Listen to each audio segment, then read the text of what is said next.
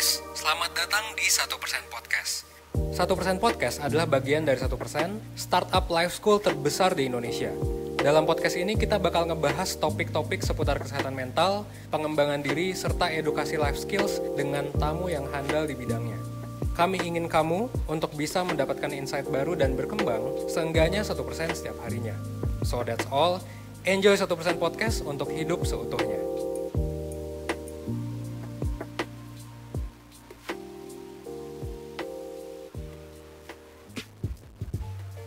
Hai persener semuanya, selamat datang kembali di 1% Podcast. Bareng aku Miralda selaku host podcast hari ini. Apa kabar para persener? Semoga kalian baik-baik aja ya.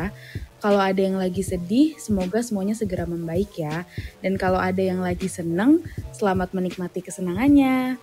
Nah, hari ini aku mau bahas tentang war atau perang yang sering ada di diri kita sendiri nih. Ada yang tahu nggak perang antara siapa? Pasti kita tuh sering banget yang namanya bingung mau ngikutin otak atau hati. Terutama dalam memutuskan sesuatu, hal yang paling bikin bimbang itu adalah diri kita sendiri yang bingung mau ngikutin logika atau perasaan. Nah, untuk itu hari ini aku mau ngupas tuntas permasalahannya, otak versus hati, dan kita cari solusinya bareng-bareng. Kali ini aku bakal ditemenin ngobrol sama Kak Mentor 1% yang cantik yaitu Kak Pipi. Halo Kak Pipi. Hai Miralda, oh my god terpanjang loh aku. Hai. Iya, alhamdulillah aku baik sih. Miralda gimana? Alhamdulillah aku juga baik. Lagi sibuk apa nih Kak belakangan ini? Belakangan ini mungkin kayak orang pada umumnya aku WFH, lalu juga mentoring kalau di weekend, ya begitu sih Mir. Istilahnya berusaha untuk terus survive dengan sebaik mungkin di tengah pandemi ini gitu. Iya, berarti sibuk di rumah aja ya, dengan banyak kegiatan di rumah. Betul, jadi kayak udah semakin terbiasa sih kayaknya di rumah ya. Ya udah gitu. Iya, kita udah berapa bulan ya? Udah jalan 8 bulan loh. Udah mau setahun aja. Ya ampun, gak berasa banget. Semuanya cepat membaik deh semuanya ya. Amin. Oh iya, sebelumnya makasih banget ya Kak udah mau nih ngobrol bareng di 1% Podcast. Mau jadi narasumber. Aku juga terima kasih sudah diundang loh untuk topik yang kayaknya nih sangat amat relevan ya, apalagi untuk masa-masa sekarang ini gitu. Iya, jadi hari ini aku nih mau membahas tentang war yang ada di diri kita sendiri. Paling sering kita alamin tuh ya kita bingung dong antara otak dan hati nih. Otak versus hati, logika versus perasaan. Nah, menurut Kak Pipi sendiri definisi keduanya tuh apa? Gimana? Oke, thank you Miralda. Nah, jadi sebenarnya menarik sih pas aku pertama kali lihat topik ini gitu ya, war antara logika versus perasaan gitu.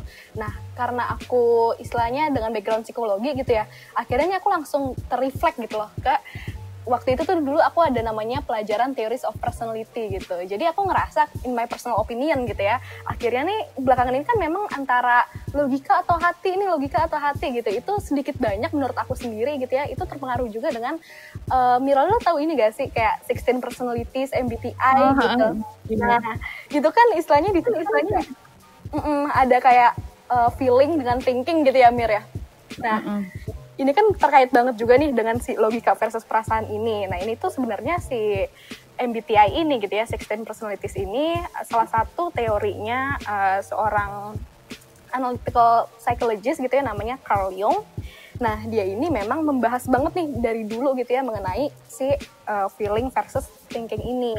Nah, jadi sebenarnya apa sih si feeling versus thinking ini gitu ya, logika versus perasaan ini? Mungkin kalau dari namanya aja kita udah kebayang gitu ya. Kalau thinking, ya jelas gitu sebenarnya lebih mengacu ke otak kita, mungkin lebih ke bagaimana proses kita berpikir, bagaimana kita berusaha untuk recognize meaning of something gitu. Sementara kalau perasaan, nah udah kelihatan kan nih, perasaan itu langsung ke direct ke hati gitu. Kenapa ke hati? Karena instead of we try to recognize the meaning gitu ya, yang dilakukan oleh si thinking ini atau si logika ini, tapi kita tuh lebih berusaha untuk melihat nih value-nya tuh kayak gimana sih, worth dari segala sesuatu tuh kayak gimana sih, kita lebih trace back ke emotions kita gitu, kita jadi lebih merasakan gitu dibandingkan dengan kalau si thinking kan lebih oke, kita coba untuk memproses, logika ini kan lebih memproses, melihat kenapanya gitu. Sementara kalau si feeling ini mungkin lebih wider dari itu, dia lebih berusaha untuk perasaan kita tuh berusaha untuk membaca ini kita lagi kenapa sih, atau mungkin melihat perasaan orang lain juga. Jadi memang ini tuh sebenarnya kalau dari teorinya sendiri gitu ya, teorinya si Carl Jung sendiri, ini tuh antara si thinking sama si feeling gitu ya, logika dan perasaan ini Mir, itu tuh dua kontinum gitu. Jadi mereka tuh ada di dua sisi gitu, yang mana sebenarnya nggak ada yang berarti feeling ya feeling aja, thinking aja gitu. Tapi memang karena adanya, kalau aku gitu ya, aku ngelihatnya nih dari perspektif si Carl Jung ini, karena dia memang dasar dari si 16 personalities ini, akhirnya karena ada misalnya kayak aku nih ISFJ gitu ya, aku S nih feeling gitu, jadi aku orangnya feeling banget gitu. Padahal sebenarnya nggak begitu juga gitu. Padahal walaupun aku feeling gitu ya, tapi pasti tetap ada, karena dia kontinum, tetap ada thinkingnya berapa persennya gitu sih Mir. Gitu ya Kak. Ini ngomongin 16 personalities, aku jadi inget kalau nggak salah ENFP. Aku ENFP. Oke. Feeling juga berarti itu ya. Iya, feeling juga. Oke. Mungkin kayak gini sih menurut aku gitu ya. Sebenarnya kan si 16 personalities ini MBTI lah. Nah ini sebenarnya teman-teman 1% nih yang dengerin 1% podcast ini bisa cari tahu juga, kalau nggak salah di websitenya 1% juga ada nih Mir tesnya gitu ya, yang disediakan, coba lihat aja.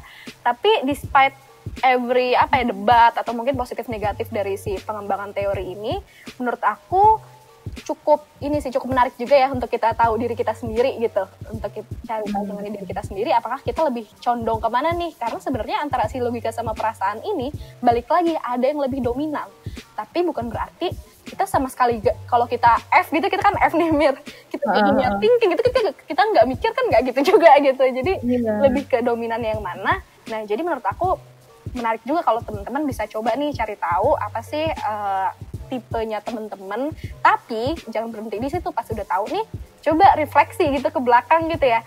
Emang aku kalau misalnya lagi di situasi tertentu yang mengharuskan aku untuk mengambil suatu keputusan, aku tuh lebih ke yang mana dulu sih? Maksudnya ngikut ke otak aku dulu kah, atau ngikut ke hati aku dulu gitu. Contohnya aku gitu ya, emang bener gitu pas aku dapat hasil aku ISFJ, lah emang iya, maksudnya kalau lagi ada di situasi genting aku harus mutusin sesuatu gitu ya, aku memang ya udah coba dengerin hati aku dulu ngomong kayak gimana, baru coba aku proses lebih dalam lagi gitu. Jadi istilahnya kita cocokin nih, bener gak tuh hasilnya, jangan kita terima apa adanya gitu. Kalau Miralda ngerasanya gimana nih? Kamu emang feeling apa kayak gimana Mir? Iya, aku sih emang ngerasa gitu. Kebanyakan mendahului feeling, tapi bukan berarti kayak segalanya tuh nggak logis gitu loh. Tetap aku tuh cari tahu mana yang logis, tapi mungkin emang lebih condong itu ngikutin kata hati sih. Karena kayak kalau aku sendiri mikirnya, takutnya kalau misalkan kita milih yang logis, kedepannya nggak enak ngejalaninnya. Gitu kan. Betul. Gitu sih. Jadi istilahnya bisa aku bilang kayak gini, sebenarnya itu si perdebatan antara si logika sama perasaan ini, mungkin salah satunya ya, balik lagi yang aku bilang di awal gitu, salah satunya ini jadi booming banget karena yaitu pertama mungkin teman-teman udah tahu nih, aku nih misalnya NTP atau pacar aku tapi misalnya ISFJ gitu, berarti yang satu thinking, yang satu feeling gitu. Padahal konsepan sedasar-dasarnya dari si Carl Jung ini itu tuh bukan dua entitas yang berbeda gitu, antara si T sama si F, tapi dia tuh berada di dua ibaratnya kayak jokat jangkit gitu Mir. Ya udah mereka ada di kedua sisi, bisa lebih berat yang T atau bisa lebih berat yang F, tapi bukan berarti istilahnya kalau lebih berat yang T nggak punya F gitu, nggak seperti itu gitu. Contoh misalnya kayak aku nih, feelingnya kan ini 100% nih, ya udah feeling aku misalnya 69% gitu, berarti kan aku lebih dominan 69% di feeling aku dalam merespon sesuatu, sementara ini tetap ada gitu 31%-nya itu, cuma yang lebih dominan yang mana gitu. Kata kuncinya itu, kita lebih dominan yang mana, bisa kita sekedar refleksi ke dalam diri sendiri, bisa juga tadi cari tahu lebih lanjut gitu. Berarti balik lagi ke diri kita masing-masing ya Kak. Tadi tuh sebenarnya aku mau nanya sih, sebenarnya mana sih yang lebih baik untuk didahului? Tapi setelah ngedengar penjelasan yang tadi, kita harus tahu personality kita sendiri, ya mungkin emang itu bakal ada reason di balik itu. Betul. Jadi kalau sebenarnya ditanya mana nih yang harusnya didahuluin, tergantung gitu, itu bahasa anak psikologi banget itu, tergantung. Kenapa tergantung? Ya kan namanya kita manusia ya, sangat berbeda satu sama lain gitu. Makanya itu tadi di awal aku bilang, coba deh kayaknya kita harus self knowledge dulu nih, kita tuh yang mana gitu, kita lebih condong, lebih dominan ke yang mana. Karena kalau diberikan satu jawaban tetap gitu ya, lu mana yang harus duluin, itu nggak akan bisa gitu, karena kita aja berbeda-beda gitu kan. Contoh misal ke aku nih, ya udah kalau ditanya seperti itu, kalau relate-nya ke diri aku sendiri, pasti aku jawabannya aku akan feeling dulu gitu. Sementara aku nih punya nih sahabat nih Mir, deket banget sama aku, dia tuh orangnya thinking banget. Dulu aku inget banget dia kayak 80%-an gitu thinkingnya gitu. Jadi mau jawabannya yang punya aku nih untuk mendahulukan si feeling dulu, itu nggak akan match ke dia gitu, karena memang dia tahu bahwa ya gue nih orangnya logika banget gitu, gue nggak bisa gitu. Maksudnya dia kadang-kadang nggak bisa relate kalau misalnya ya kan karena mungkin nanti dia bakal ngerasa gini-gini, itu si sahabat aku nih nggak bisa relate seperti itu, and it's okay gitu, karena kan in terms of personality gak ada yang benar, gak ada yang salah gitu. Benar atau salah kan sangat subjektif. Jadi kalau ditanya jawabannya mana yang harusnya didahuluin, ya cari tahu dulu sebenar-benarnya kita tuh lebih ke yang F atau lebih ke yang T, dan coba dikuatkan dengan refleksi gitu ke pengalaman-pengalaman sebelumnya. Kalau lagi di situasi genting gitu ya, paling gampang kan ngeliat tuh kalau di situasi genting tuh kita bereact tuh kayak gimana. Nah kalau aku sendiri feeling banget, udah feeling dulu baru mikir gitu. Sama dong, aku juga feeling banget deh gini. Iya, istilahnya kayak oke, mikir ya, tapi pas detik itu juga gitu ya, kalau aku sih ngerasanya kayak ya udah, aku dengerin dulu nih kata hati aku nih lagi ngerasa apa sih, oh aku lagi ngerasa kayak gini, tapi ya udah aku dengerin kata hati aku, habis itu baru coba aku proses gitu ya. Oke, kalau misalnya aku milih si A, baru tuh aku mikir kemungkinan konsekuensinya A, B, C, D, E, F, G gitu. Sementara kalau aku milih si B, konsekuensinya A sampai G juga gitu. Ya udah, mana nih kira-kira dari kedua hal tersebut konsekuensi yang bisa lebih aku minimalisir. Nah, di situ proses thinking aku, tapi di awal bangetnya aku bakal dengerin dulu apa yang hati aku bilang ke aku gitu ya. Kalau kamu kayak gimana tuh, Mir? Hati dulu ya di awal ya. Kalau Miralda gimana? Iya, aku juga sebenarnya aku ngerasa feeling banget gitu loh. Tapi tetap ada thinkingnya. Sama sih, mirip-mirip tuh. Tapi aku mau nanya nih Kak. Kadang tuh yang sering kita hadapin ya, itu banyak miskonsepsi antara thinking dan feeling. Betul. Banyak banget kan miskonsepsinya. Salah satu contohnya itu bisa kayak apa ya? Mungkin ikutin passion berarti kita ikutin kata hati kita dong, kita maunya apa. Tapi banyak kan yang misalkan bilang, aduh tapi passion lo itu nggak logis, atau misalkan masalah relationship juga. Betul. Kita kalau ngikutin kata hati nih, gue sayang banget sama dia gitu misalkan. Walaupun dia gimana juga masih maunya sama dia, itu kan ngikutin kata hati. Padahal secara logika itu tuh udah nggak logis gitu. Betul. Misalkan orang sekitar kita tuh nggak mendukung itu. Betul. Kita juga bingung mau gimana nih, mau ngikutin kata hati atau kita ngikutin apa yang orang bilang, dan emang kita sendiri tuh mikir yang aku bilang war itu adalah otak kita tuh kadang juga melawan gitu. Nggak sinkron gitu ya? Nggak sinkron. Paling sering tuh di masalah relationship kali ya kayak otak kita tuh suka ngelawan. Iya, nggak mau deh, gue nggak mau disakitin lagi sama dia, tapi hati kita tuh masih mau tuh. Nah itu kalau gitu gimana tuh Kak, menurut Kak Pipit? Oke. Nah ini good question banget sih Mir. Jadi menurut aku memang miskonsepsi itu udah makin banyak banget gitu kan.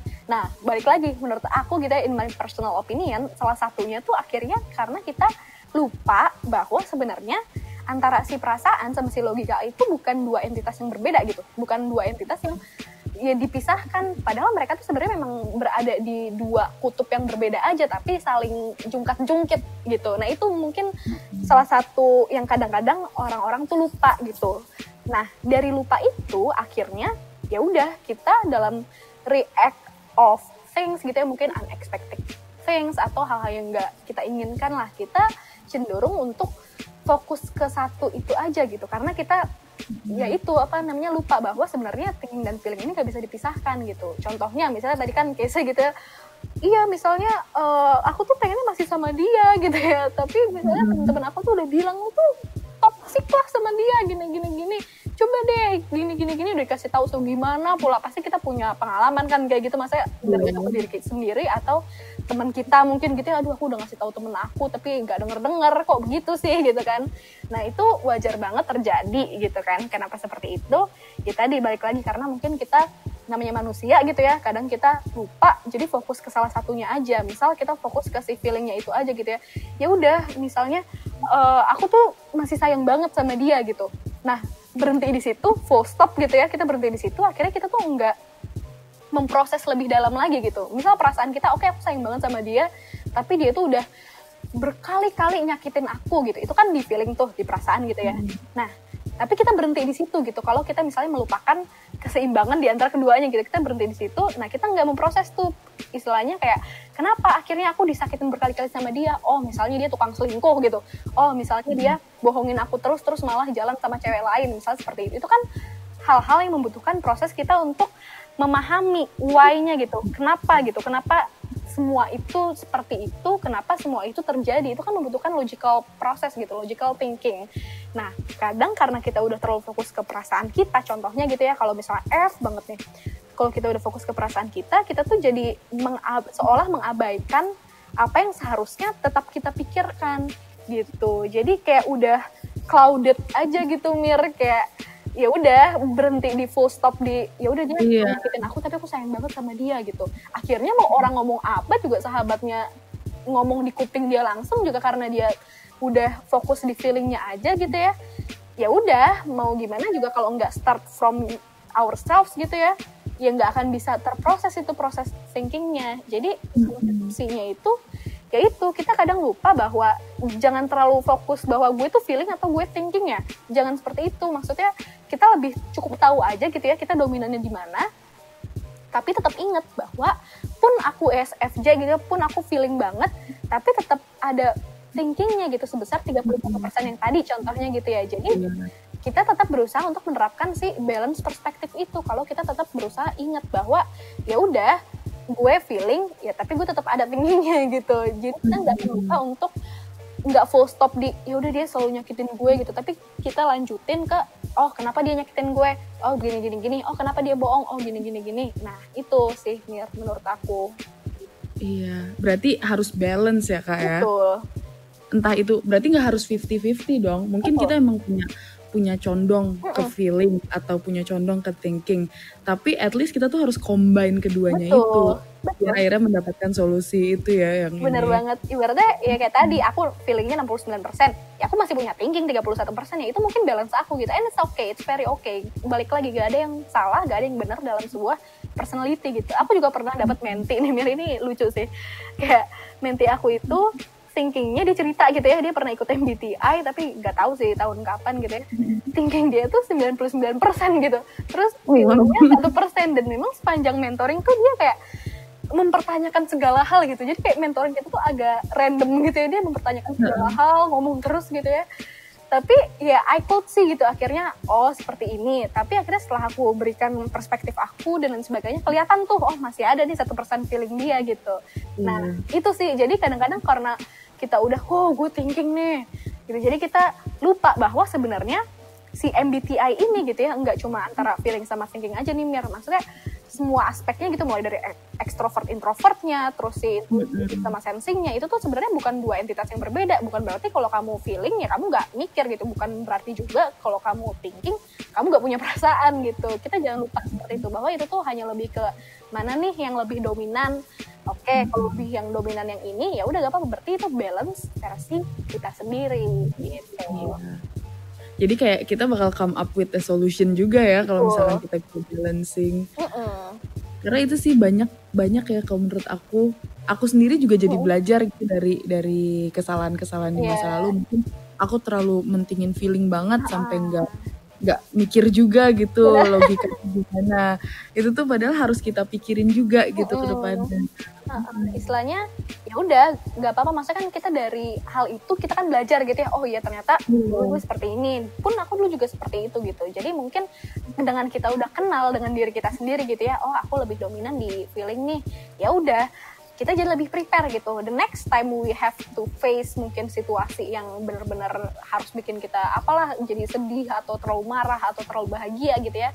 Nah kita tahu harus antisipasi dulu nih feelingnya gitu ya, maksudnya ya udah tenangin diri dulu sampai emosinya tuh udah nggak terlalu sebegitunya. Nah itulah waktu kita bisa thinking lebih clearly lagi gitu. Jadi tahulah kapan titiknya gitu ya kita bisa membalancekan antara si feeling sama thinking itu. Jangan kita lagi marah-marahnya, lagi sedih-sedihnya, lagi nangis-nangisnya gitu ya, kita paksa buat mikir ya gak bakal bisa juga gitu. Kadang-kadang miskonsepsinya juga di situ sih, Mir. Aku juga pernah ini nih Kak. Ini menarik sih. Aku pernah dengar podcast juga wawancara gitulah Najwa Shihab. Itu dia pernah ngomong, nggak tahu ya Kak Pipit pernah denger nggak? Dia tuh pernah bilang kalau masalah cinta jangan dengerin kepala kita gitu loh. Dia nunjuk jangan dengerin otak, ikutin hati kalau masalah cinta. Itu setuju nggak Kak? Oke. Kalau cinta, wah ini aku sebenarnya kalau aku reflect ke diri aku sendiri ya ikutin hati, wah bener banget itu. Karena aku ya punya lah Mir pengalaman pribadi gitu ya, aku bener-bener ngikutin feeling aku.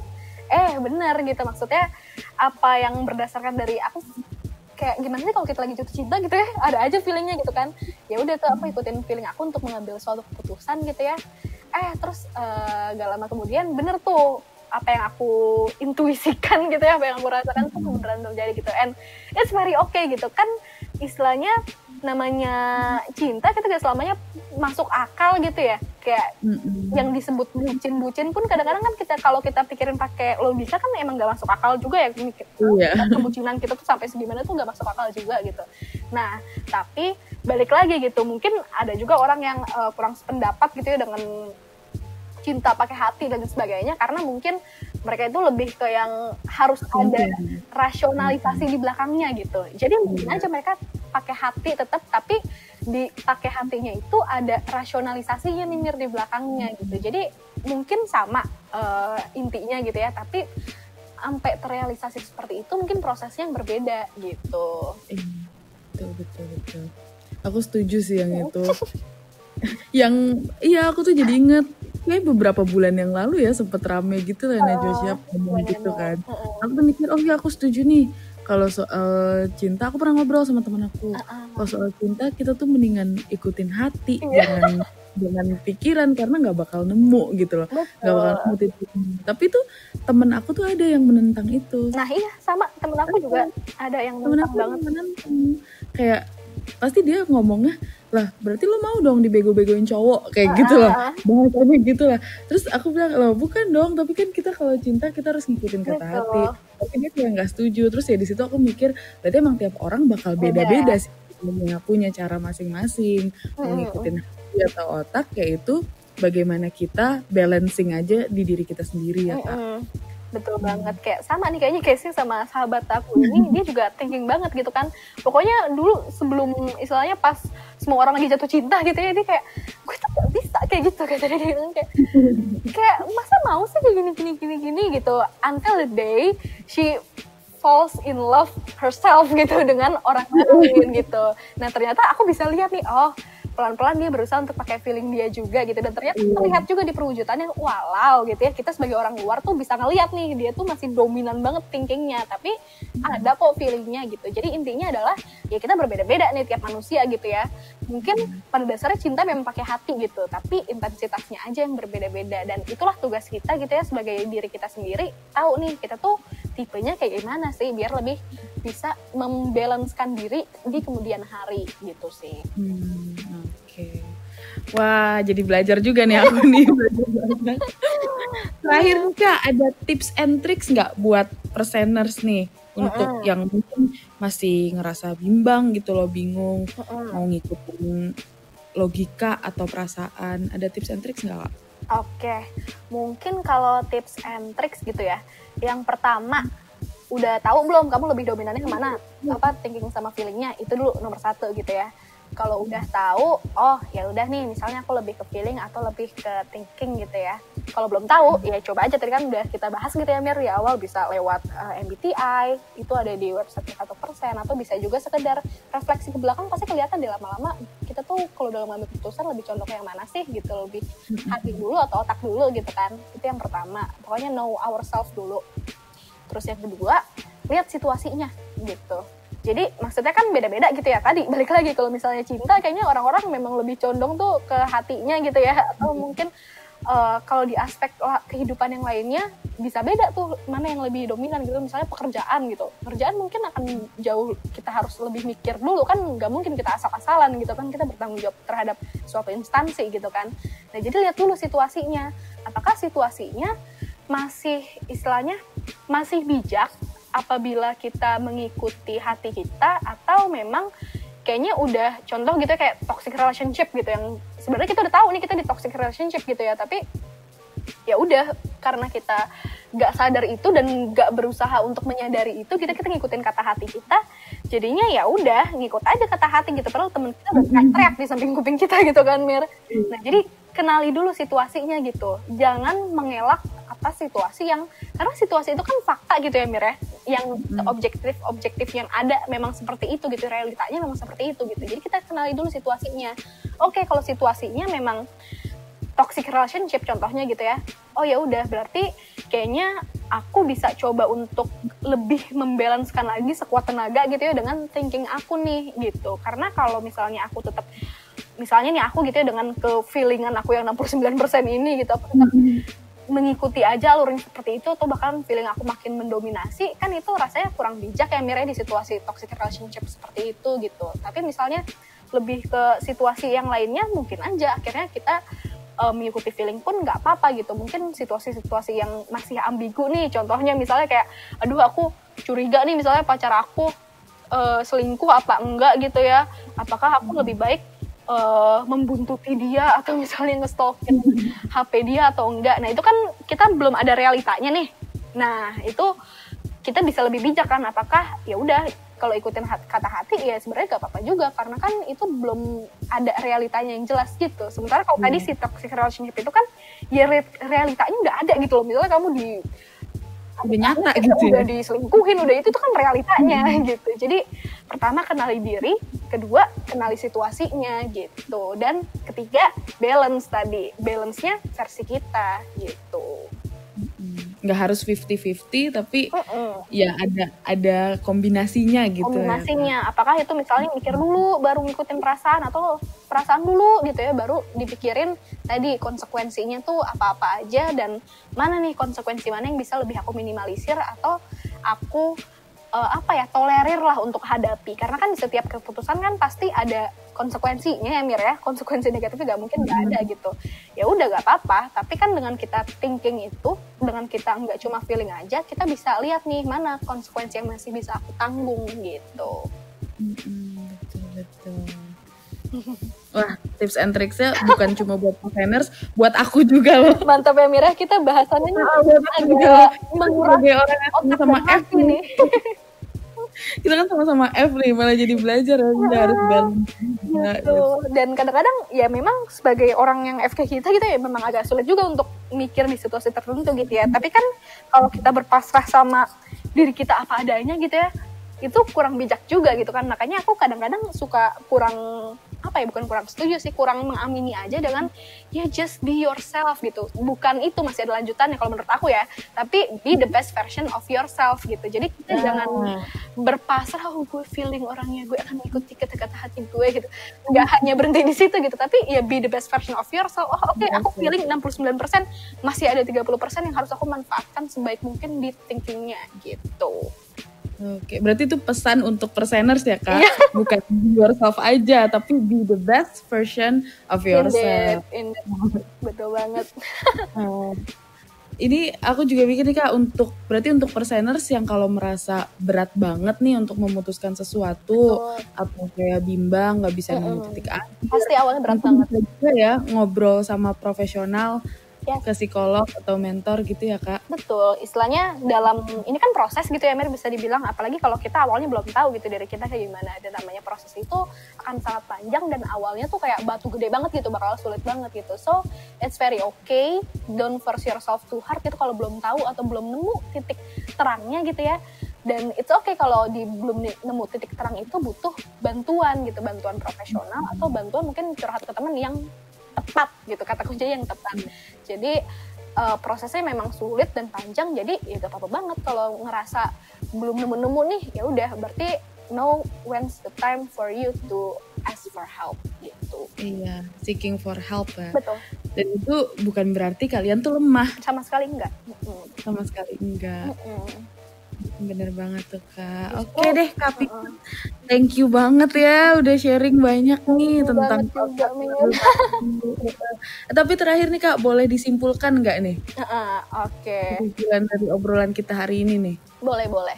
Jadi mungkin kalau kita coba simpulin gitu ya, the whole obrolan kita ini sebenarnya kan lagi marak banget nih apa sih peperangan antara logika dengan perasaan gitu ya.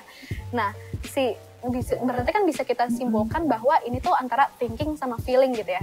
Nah, kalau teman-teman penasaran gitu sebenarnya thinking sama feeling ini tuh berangkatnya gitu ya bisa dilihat dari MBTI nih atau 16 personalities, walaupun memang MBTI ini masih ada pros and cons-nya lah dan masih ada beberapa perdebatannya gitu. Tapi mungkin untuk teman-teman yang ingin tahu secara mendasar gitu lah ya, kurang lebih tuh aku lebih dominan kayak mana sih, karena pada dasarnya si thinking sama feeling ini, logika sama perasaan kita ini tuh bukan dua hal yang terpisahkan, tapi istilahnya dua entitas yang berada dalam satu kontinum gitu. Jadi kayak jungkat-jungkit, teman-teman bayangin seperti itu gitu, kayak jungkat-jungkit yang mana mungkin salah satu dari kita bisa lebih dominan di logikanya atau salah satu dari kita bisa lebih dominan di perasaannya gitu.